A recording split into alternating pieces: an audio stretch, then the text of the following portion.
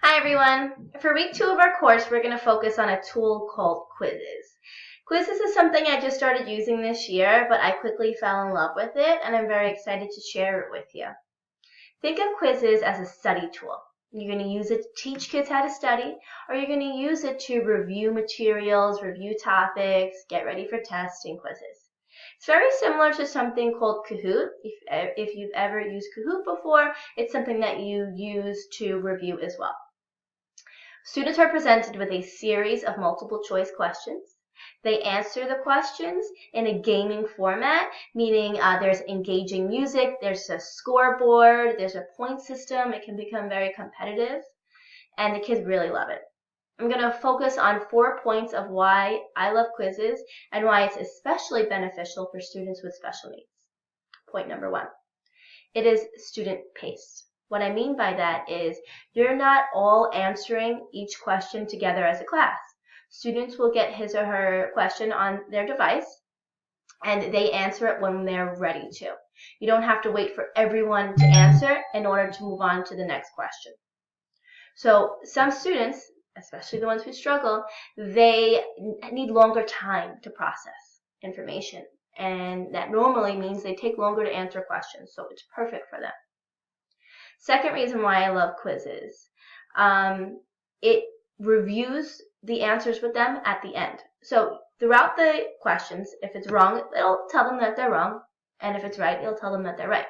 But at the end, they get a report where they can see each question that they got right, each question that they got wrong. They can print out that report, they can download that report, they can really use it as a study tool to study the answers and analyze the answers of where they went wrong. The third reason why I love Quizizz is you can assign it for homework. So, reviewing class is great, but sometimes that's just not enough for the students with special needs. So you can share the link out with the students and they can study at home. But not only can they study at home, the teacher can see exactly who studied, how many times, and how they did. So it brings me into my number 4 reason why I love Quizizz. They're the reports that the teachers get. I had a midterm, English midterm, right? My co-teacher, Paige, and I, we created a Quizizz to review for the midterm.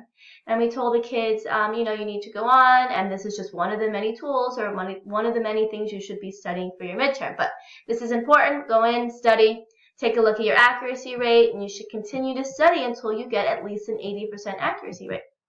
So I came into school the next day. I was very excited to see who did what. And I was able to see, again, each student, who went on, how many times they went on, and how well they did. One student comes to mind, right? One of my students with special needs.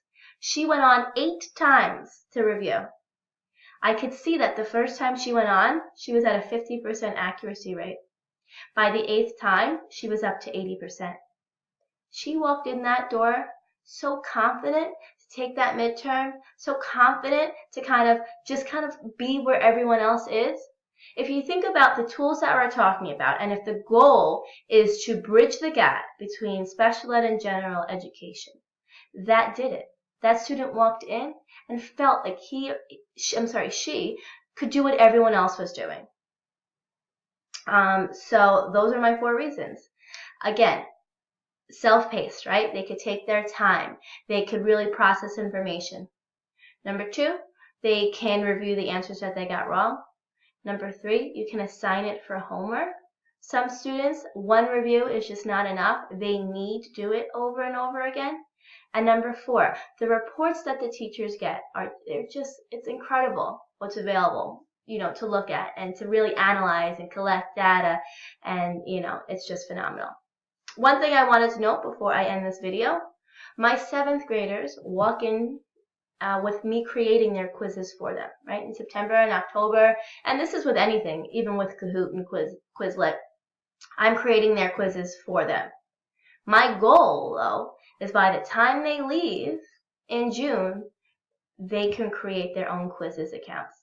Because who knows next year, or who knows if they're going, in high school, if their teacher's not making them a Quizizz, they should be able to make their own. Okay? So there are 2 options for the assignment this week. You can either create a Quizizz for your students, or you can teach them how to create their own. All right, reach out to me if you have any questions. I'm really excited for your feedback on this, and have a great week. Bye.